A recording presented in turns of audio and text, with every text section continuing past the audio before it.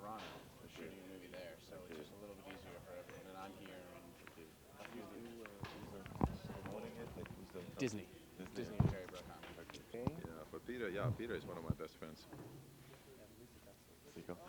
I want you to look at the camera and introduce yourself to the Montreal viewers. Hello, all the.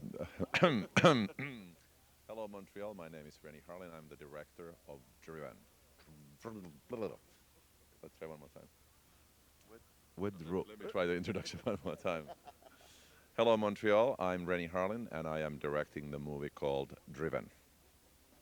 A pretty spectacular movie if we look at the set, you know.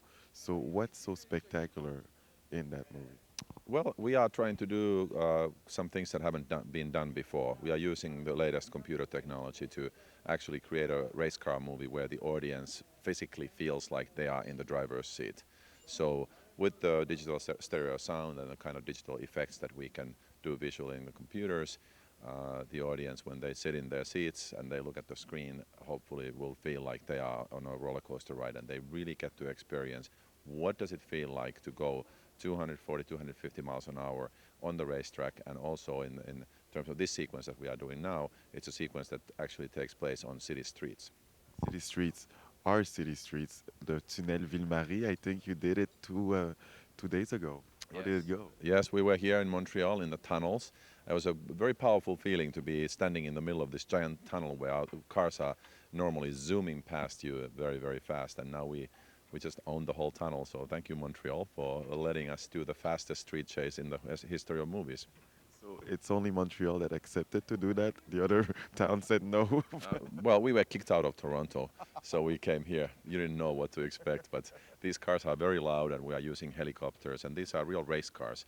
So I guess people in hotels and so on, they don't like the fact that 3 o'clock in the morning the race cars are going past their windows. Or those Torontonians, they don't understand anything anyway. Well, I didn't say that. So how come there's a race car driving in this? How come there's a race car driving in the city streets? What's the plot? Well, the movie is really, like you could think about Rocky and say it's about boxing, but it's not really about boxing. It's about the people. So in our case, this is a race car movie, but it's really about the people, the men who compete against each other and against themselves, and the people in their lives, the women, and so on. And in our story, the young rookie driver Jimmy is under a lot of pressure. He's failing in the races. His relationships are not going well, and finally he reaches a point where at this party where they are introducing new prototypes, he kind of goes a little over the edge and decides to just get kicked out of the whole racing world and steals one of the cars and gets onto the city streets in it. And the only way to catch a race car that goes 250 miles an hour is to use a race car. So Stallone's character then jumps into another one, and they end up in this huge chase sequence through the city streets, going against the traffic, with the traffic in the tunnels, over the bridges, and so on. And finally, Stallone manages to catch him before he kills himself or anybody else. So is that the opening scene or the final scene? No, that's sort of in the midpoint of the movie. And at that point, all these relationships kind of reach a sort of a climactic point, and then go into different directions for the rest of the movie. So when I look at the set, I feel like I feel you're pretty relaxed about it. So you have to be relaxed to do something intense. Like we look at yourself working, you're very, very relaxed.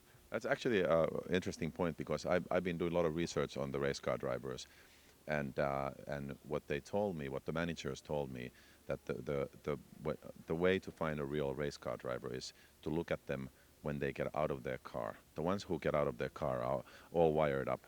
They'll never make it. The ones whose heart rate stays the same, no matter how fast they go, and when they get out of the car, they're calm.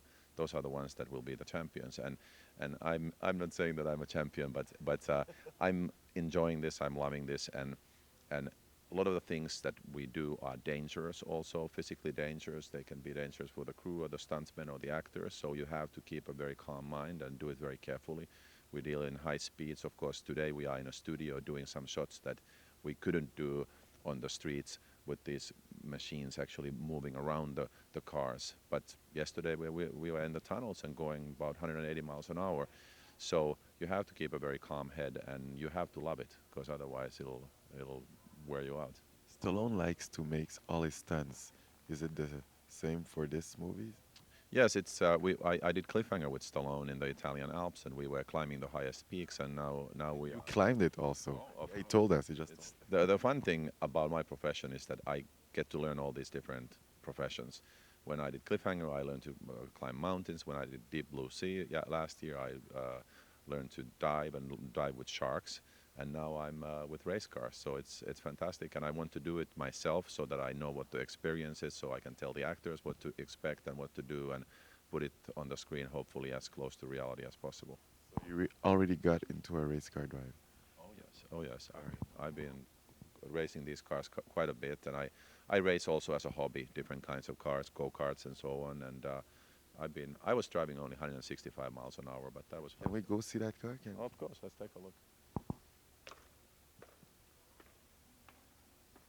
So when you look inside the car, you realize that it's pretty bleak. There's no cup holders in this car and no cigarette lighter.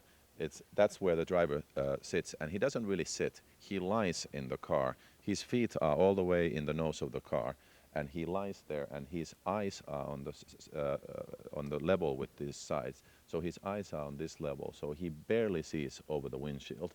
So he has almost no sideway vision at all. He can only see this tunnel vision. And that's what's special about race car drivers, that they can go into curves 240 miles an hour and know exactly pinpoint where they're going to go and how they're going to take the curve and how they're going to pass another car. Is this Make a mistake, you're gone.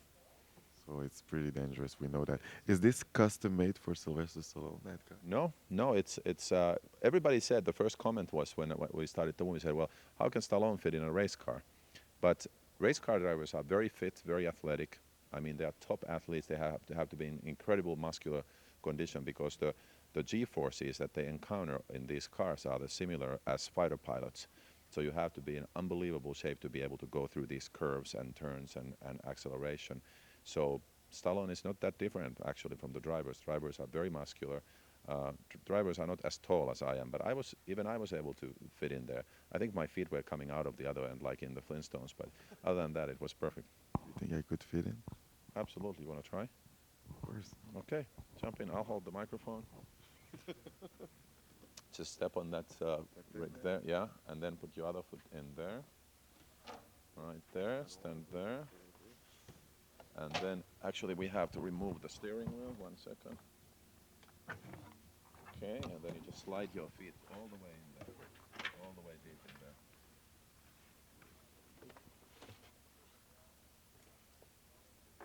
Just slide my Yeah, feet in. all the way there. And then slide even lower, and then you have to get your shoulders inside this. Wow. Now you realize, and then we put the steering wheel there.